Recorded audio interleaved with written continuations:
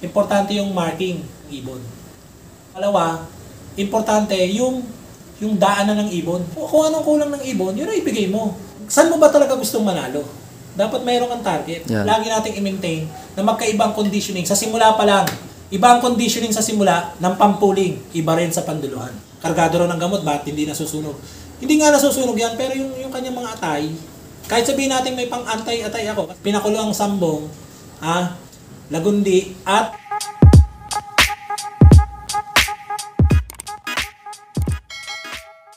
mga kapwa ko puncher, alam kong mahirap yung salitang pananalo.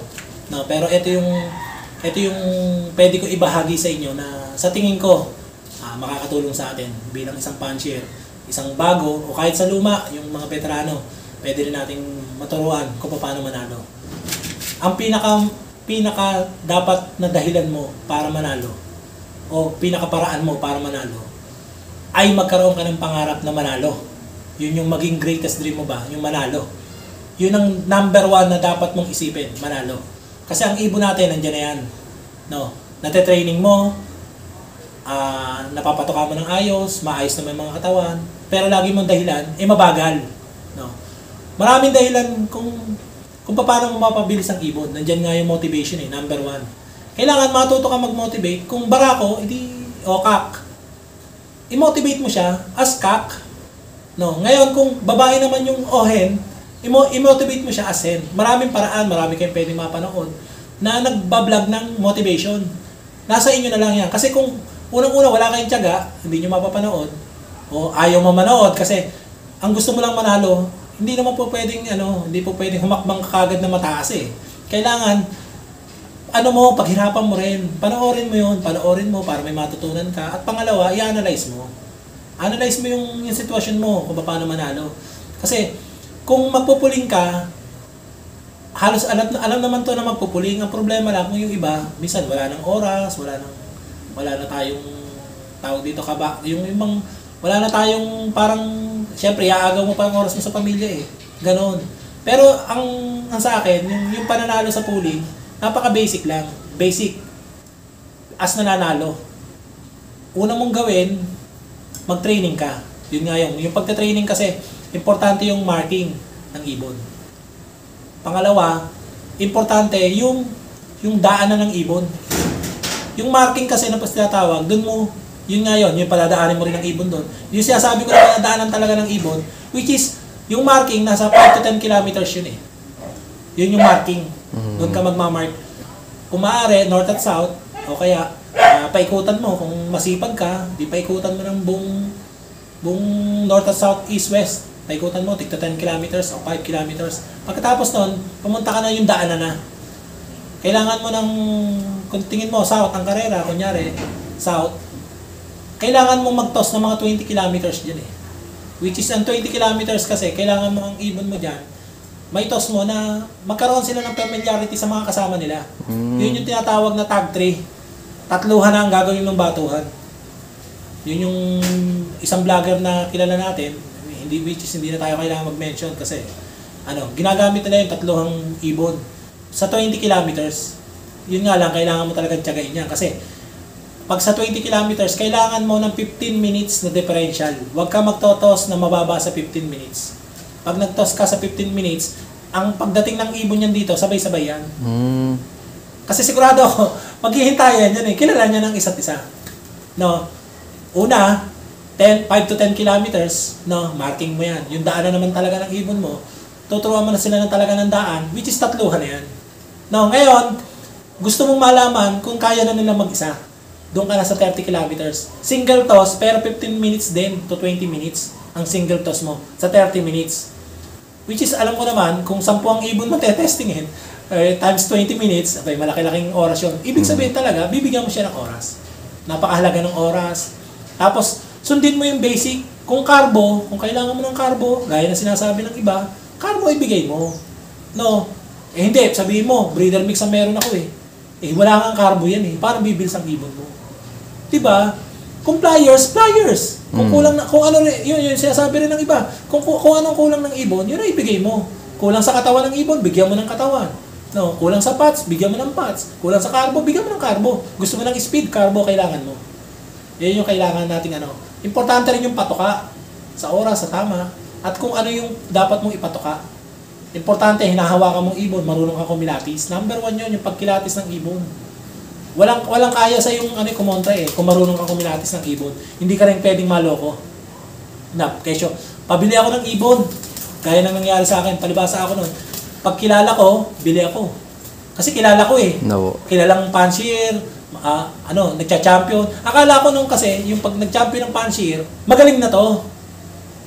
Which is mali pala yung aking pananaw. Hindi ko sinasabing mahina yung nanalo o nag-champion. Ang ibig sabihin ko, yung nagme-maintain, ang hanapin nyo kasi, kung gusto nyo manalo,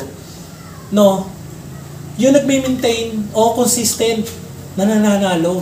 Gaya nga ng una kong mga sinabi, nananalo sa tatlong season, hindi lang sa isang season. Kasi ang pagkarera, hindi naman isang season yung sasalihan mo. Tatlong season yan, ang karera. Ngayon, pag hindi nila kaya manalo ng kahit pa isa-isa lang sa bawat season, ibig sabihin,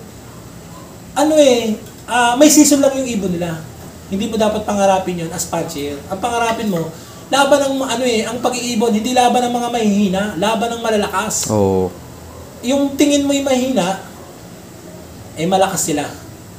No, at tingin mo naman malakas, dahil sa salita, pero kulang sa gawa, mahina yun. Kasi unang-una, pagbabasihan mo, huwag ka nang, as bagong pansier at nabili ng pansier, huwag ka nang tumingin sa pedigree, huwag ka nang tumingin sa tao. Ang tignan mo kung anong panalo. No, tapos magkaroon ka pala ng dalawang pananaw as pansier. No, gaya sa veterano, marami na rin ako nakausap na veterano, marami na rin tayo nakausap na tawag dito, mga newbie. Magkaroon ka ng dalawa. Ano yung dalawa? Saan mo ba talaga gustong manalo? Dapat mayroon kang target. Yan, tama. Kagaya ko, may target ako. Gusto kong manalo sa pure schooling. Siyempre, short distance, sprint race, pan race. Kailangan, dun ka muna. Step by step. Saka mo ngayon, pilitin dumulo. Huwag kang maniwala doon sa sinasabi ng iba na okay lang ang laban niya, tignan natin sa dulo. Diba? Yun yung lagi ko narinig dati Natatawa ako sa mga veterano o sa mga baguhan. Okay lang yan na manalo sila. Tignan natin sa dulo. Kung sino. Kalimitan sa nagsalita sa akin ng tignan natin sa dulo, gulong paano na yung kanilang ginasto sa simula? Sayang. Masakit. As tayo naman, hindi naman mayaman. No, gaya nga na sinabi ko, ako ang may kayang magpatuka, naghahanap pa rin ako ng pampatuka. Kasi ang gusto ko, ang magpapatuka kanila, di sila na rin. Ako lang ang taga-bili. Pero sila yung maghahanap ng pera na pampatuka para sa kanila. Sila yung taga-trabaho. Sila yung tatrabaho. Kasi ang trabaho natin sila alagaan. Ngayon, ang mag-produce sila. Yun. Sila yun, hindi tayo. Kaya sa pananalo, importante yung pagpili rin ng ikakarera na marunong kang pumili. Kasi hindi yung kayang nakawin sa yung kaalaman Ngayon, kung hindi mo alam, magpaturo ka. Number 1 payo ko, pumunta kayo sa mga consistent na pansier. Kung gusto nyo ng duluhan, pumunta kayo sa mga nagdudulo, yung talagang dumudulo. Yung kada karera, dumudulo. No, yun, puntahan nyo. Yun ang puntahan nyo. Hindi sapat ang isang araw. Kailangan nyo pa ng padalawang araw at pangatlong araw para matutunan ng sistema nila. Ngayon, hindi sila magturo, okay lang yun. Gawin mo, mag-analysis ka ng sarili mo. Yun. Observe ka para malaman mo. Ngayon, kung gusto mo naman ng malapitan, pumunta ka sa mga malapitan. Ang daming magagaling dyan. Kahit saan ka pumunta ng lugar. Marami magagaling sa sprint, sa pan race, sa pulling. Marami dyan. Huwag ka lang magpa-sales talk. Yun lang talaga mabigat Saka yung mga nambuburaot na kaysa, eto raw, galing to. Tapos pagawa ng pigeon ID, ang gaganda ng mga speed. Hindi makatotohanan yun. Ang kuhanin mo, meron kang basihan sa pananalo. Yun. Yun yung kuhanin mo. Huwag mo kuhanin yung kung ikaw i-puncher talaga na gustong manalo, mangarap kang na manalo. Yun. Hindi mangarap na mangarera. Kasi kung gusto mo lang na dumulo ibon mo, huwag ka na mangarera. Kaya nga karera, from the word karera, race Ibig sabihin contest ito. No, ngayon kung gusto mo lang dumulo lang ang ibon mo, magsakay-sakay lang, huwag ka na sumali ng karera, gagastos ka lang. No, kasi ang pangarera kasama gastos talaga dyan. Ngayon, kung kasama gastos, kasama sakripisyo. Pag kasama sakripisyo, kasama pagtsatsaga. Kasama dyan ang mga pagsubok. Ngayon ako, kaya lang mabilis yung aking procedure, yung mabilis yung aking ginawa, dahil ako nangarap na mataas kagad. Kasi yung mga kasabay kong naglaro, na puncher, ang gusto lang maglaro. Ako kasi hindi, gusto ko manalo. Yun. Ngayon, kung gusto ko manalo, lalagyan ko ng time frame ako. Kaya sabi nila, wag daw kagad ako mag-face out ng mga breeder ko kasi mga may pressure rin. Hindi ko gusto sila. Hindi po pwede sa sistema ko. Humanap din kayo ng tamang sistema. No. Ngayon naman, kung gusto niyo ng sistema, pwede ko may bahagi sa inyo yung sistema ko. May sistema akong sarili, pero pagpapatuka pa lang, sistema ang tawag dyan. Yung mga nagsasabi na walang sistema, pero nagpapatuka ng tama sa oras, Ayun. tigilan nyo na yung ipaliwanag nyo ng tama sa mga puncher natin, na kapwa natin puncher, kung ano ba talaga ang sistema. Ang sistema, from the word system, o sistema, ang pagpapatuka, sistema yan. Ngayon, baka ang ibig sabihin nyo, yung pagpapainom ng gamot. Which is method yun. No, yun yung method mong ginagawa. Opo. Kung ano yun. Ang sistema mo, simula sa pagpapatuka, pagbibigay ng herbal, o kung sasabihin mo na, wala akong oras sa, sistema mo pa rin yan. Kasi yan yung ginagawa mo eh. System yan. Ang sa akin lang, yung may mga alam, turuan natin ng ayos yung ipaliwanag natin ng ayos. Yung mga newbie natin. Kasi yun yung magiging base natin para, kagaya ko. Ako, kahit na ako'y may mga natutunan sa ganyan, na mga natutunan at nananalo naman kahit papano. Opo. No, nag-aaral pa rin ako. Kasi gusto ko pang i-upgrade. Ang gusto kong upgrade ngayon, ang aking target, magduluhan. Duluhan naman ngayon kasi halos lahat ng accomplishment ikaw ba naman? Yung iba nananalo ng dalawa, tatlong sunod. Pero yung 3 linggo na sinundan ng 3 buwan, mabigat-bigat yun. Oh. Kasi bawat karga ko nananalo ako. Chamban-chamban na lang pag natalo ako ng isang karga. Ngayon, kunyari, natalo ako ng isang karga. Pero sa base na record natin, at nakilala ng ibang manlalaro, hindi naman tayo natalo. Ayun. No. At least, nakakakurot tayo. Sabi nga nung ating mga kaibigan, ay kurot-kurot. Kung marami rin yan di meron na tayong panghulog pag darating ng derby. Meron din tayong pambayad. At may patoka naman sila kahit papano. Medyo mahal-mahal naman ang konti ang patoka nila, wingmaster O, di ba? Ibig sabihin, sila naman nagpapatoka. Kaya okay yun para sa akin. Yun. Ikaw, Sir Mike, anong mabibigay mong tips naman for conditioning sa mga viewers natin? Ang tips ko sa conditioning, gawin nyo ng simple. Ayun, kung gusto nyo ng sistema ko, ito yung aking sistema. No, simulan natin sa simula ng karera. Nagbabago lang ako sa derby. No, pero lagi nating i-maintain na magkaibang conditioning. Sa simula pa lang sinasabi ko, tandaan yung mabuti, newbie, na hindi naman sinasabi ng mga veterans ito. Pero eto, ngayon nyo lang marinig to, bago to sa lahat. Iba ang conditioning sa simula ng pampuling, iba rin sa panduluhan. Bakit? Ito ang aking sikreto, na hindi na ngayon magiging sikreto dahil i-reveal na natin. Pag pampuling, kargado ng gamot yan. Hindi mo na po pwedeng idulo yun.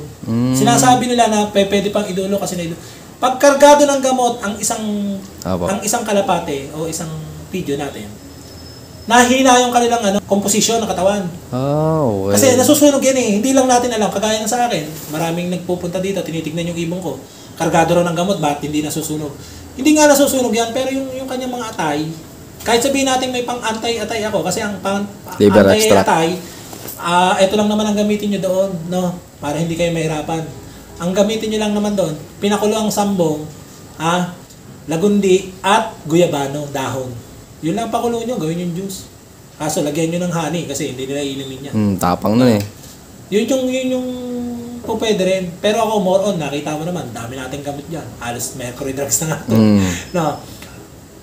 Pagdating naman sa pag-derby, ang aking technique dyan, pagka nadating na sa mga 80 kilometers, saka pala ako nagsisimulang maggamot kasi sa atin, malalapit lang naman sa atin Minsan nga, mahigit 100, derby na.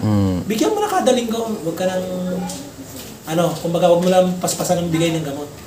Kasi doon pa lang sila nagsisimula Hindi sila nasusunugan.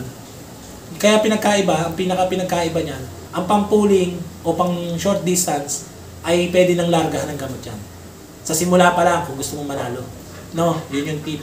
Ngayon naman, kung gusto mong dumulo, ang aking sa palagay, dahil kahit papaano naman, medyo nag-champion na naman tayo. No, yun yung aking natutunan ngayon as newbie rin, na huwag mo largahan ng gamot yung mga panduluhan mo. Kaya ngayon, ibubukod mo yan. Okay. Bukod yan. Kung kaya mo ng bukod ng patoka, di bukod. Kaso talaga matrabaho. Yun yung pwede kong may bigay sa inyo ng tips sa conditioning. Sa gamot naman, Huwag nila sasabihin na na hindi sila gumagamit ng gamot. Lahat ng fancier gumagamit ng gamot. Tama. B50, B12, kung ano man ang gusto mo, supplement yan, gamot yan. O kung electrolytes, gamot pa rin yan. More on, sila, yun ang sabihin nila. More on herbal sila, pero hindi sila gumagamit ng gamot. Hindi totoo yun. Ngayon kasi, kahit ang pato ka, hindi nabibuild yan ng walang gamot. No, iba-iba lang klase ng classification ng gamot. Yun. No, kaya yung mga nagsasabi na hindi sila gumagamit ng gamot, huwag na lang lokohin ang sarili nila. No, tayo naman ay tao rin lang naman naiintindihan din naman natin yan. Ako, hindi dahil magmamanok ako, na napunta sa pag-iibon, ini-apply ko yun. Malaking tulong din yun kasi paggagamot, natutunan ko. Kaso maliit talaga ang katawan ng ibon. Hindi mo po pwedeng largahan talaga ng gamot. Kailangan matuto kang mag-mix ng kanyang gamot o kaya magbaba ka ng dose. Yan, Okay. importante yan. Sinubukan mo din, Sir Mike, yung magturok? Hindi. Ah, Kasi ang pagtuturok, para sa magandang katawan. Pangalawa, hindi naman tayo doktor o scientist. Kasi pagka nagturok ka, may mga sumubok na nagturok. No, ako talaga nagtuturok ako sa manok. No, sa manok. Pero kasi kalapate, gagasuntok lang ang katawan niyan. Hindi mo po pwede kasi siyang dahil unang-una, makikita mo merong turok na 0.25 lang ml. Pero malakas, kita mo naman tama sa manok. Kasi ako, legit ako nagamit ng mga panturok sa mga manok. Ikita akong gumalaw ang manok, minsan sabog. Pero 0.2 lang, o 0.25, o 0.3. Ano pa kalapate? Babawasan mo yun. Paano mo babawasan yun? Saka pag ikay gumamit ng panturok, isahan mo lang ibon mo, hindi dudulo. Kasi masusunog ang katawan niyan. Binabago mo yung structure, yung hulma ng katawan niyan Pati yung panloob niya. Ako, mas naniniwala nga ako, yung mga pakalat-kalat lang na ibon din na kayang dumulo. Totoo yun. Pero nga, syempre nga, dahil iba nga ang klima ngayon, kailangan natin ng gamot. Gamot. Yan ang aking sasabihin. Kailangan natin ng gamot. Paano mo lang masasabi na tama yung gamot mo? Gamitin mo ang gamot na ayon sa tama. Kunyari, ang gamot mo ay electrolytes. Paano ginagamit ng electrolytes? Siyempre, kung ang ibon medyo mahina, di electrolytes gamitin mo. Diba? Ngayon, pag nakita mo may sipon, hindi kung kaya ng herbal muna, di herbal muna. Ngayon, saka ka na lang gumamit ng medyo matataas na dose kung talaga hindi kaya. Ako nga, yung mga inakay ko dyan, may mga wana cold, di ko ginagamit yan. Kasi ang aking basihan, sa Kaabloop, ang aking motto ay mawawalang mahihina at matitirang malalakas. Simulain na kayo pa lang. Oo, doon mo malalaman. Kasi nasubukan ka na yung alagang-alaga wala rin nangyari. Di ba? Tapos yung bantay-bantay ka talaga, yung talagang malinis. Wala rin nangyari. Kaya nga, minsan, pwede natin paniwalaan ng swerte, pero ang swerte, tayo gumagawa niyan.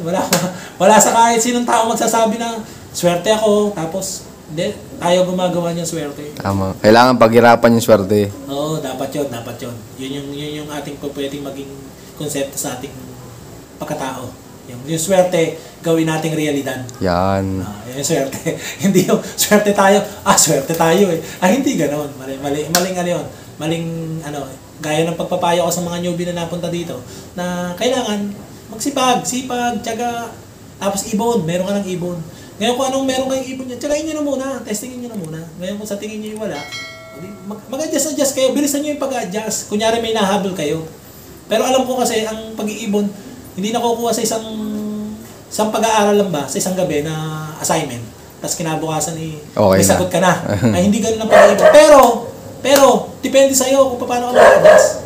I-adjust mo yung iyong sarili, base sa kailangan sa isang buwan, meron ako accomplishment. Di ba? Yun yung i-adjust mo. Huwag mo i-adjust yung sarili mo na mag-a-adjust ka ng 3 taon. Ay, hindi ako pwede. Tama naman ako. Halos buwan lang ako. Nagpalit kagad. Kahit masakit sa loob ko kasi laki ng perang ginastos ko Hindi ko tinignan yun. Kasi ang gusto ko manalo. Unang basihan, habaan mo PC mo. Yun. Yung kaya nga sabi mo nga, sa may PC, pilitin nyo na manalo. Yun nga ituturo ko sa inyo Punta lang kayo dito, tuturuan ko kayo paano manalo. Yan yung pananalo, nandyan na, sinabi ko na sa inyo. Hindi yan basta iniisip. Hindi rin basta binubuka ng bibigyan. Yan inasa puso, tapos bukod doon, ano talaga yung dedication mo sa pananalo. Yun, kasi ako kahit nagaganto-ganto ako, malawak yung pangunawa ko sa pananalo. Saka habang iniinsulto ko, lalo lang nila akong binibigyan ng inspirasyon. Na para manalo. Huwag kayong yung mga nagsasabi sa inyo, talo. Pag kami kumantyaw sa inyo, tawanan nyo lang. Okay lang yun. Lahat naman dumadaan sa pananalo, sa talo eh. Kahit naman ako, ang kaibahan ko lang, wating at wating tayo eh. Hindi nagpapatalo basta-basta. Matalo mo ako, sige ngayon ikaw. Pero baka bukas ako na. Diba?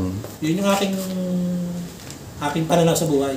Sir Mike, gaano kasaya po ba sa pagkakalapati? Para sa akin, napakasaya. Walang kasing saya. Yun nga lang, dapat maging masaya ka rin. Hindi dahil sa papuri lang ng ibang tao. Kundi yung mga basher mo na walang tigil na sinisimplehan ka ng salita na hindi maganda. Masaya magkalapate as sana maranasan din ng iba na manalo. Kasi alam ko yung iba masaya pero kulang. Pero kung nananalo ka, kompleto. Yun ang tawag na kompleto. Masaya ka dahil nananalo ka, pero kompleto ang tawag doon. Hindi yung masaya ka dahil umuwi lang ang ibon. Alam ko naman, kahit sino naman puncher, masaya kasi umuwi ang ibon eh.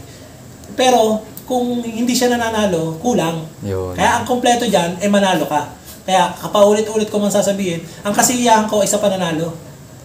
Kung natatalo man ako, babalik ako na mas malakas. Di ba? O para gamitin ko. Kasi gusto ko, pag-iibon, para maging masaya ako, magamit ko ng tamang ibon ko. Yun ang ating dapat kasi yun ang kasiyahan. Okay. Para sa akin, ang kasiyahan ko ay pananalo. Kaya nga dito sa aking loop, force panalo ang magkukwentuhan tayo. Wala tayong masyadong pagkukwentuhan dito ng yung mga sikat na ibon. Kasi ang mga ibon ko dito, as of now, yung aking ibon, talagang nananalo talaga eh. No, siguro sabihin na lahat ng iba dyan na tsamba, pero ang kasiyahan sa akin, pananalo. Sana bukas tayo manalo. Muli, ako si Michael Bautista Habok ng Las Bañas, Laguna. I love this game. Yun maraming salamat nga pala sa patuloy niyong suporta mga kaibon. At siyempre Sir Michael, maraming salamat din po sa pag-unlock na makapag-glove visit sa'yo. At yun Sir Michael, baka po pala may mga gusto kang shoutout dyan. Shoutout pala sa aking pamilya, sa aking asawa, sa aking mga kapatid, saka sa aking mga pamangkin, sa aking mga anak. Shoutout. Yun na. God bless sa ating lahat. Yun, shoutout po sa inyo lahat. At siyempre, shoutout din sa lahat ng mga patuloy na sumusuporta dyan. At abangan nyo pa yung mga susunod kong follow-up visit. So yun, keep watching and God bless you all. Thank you.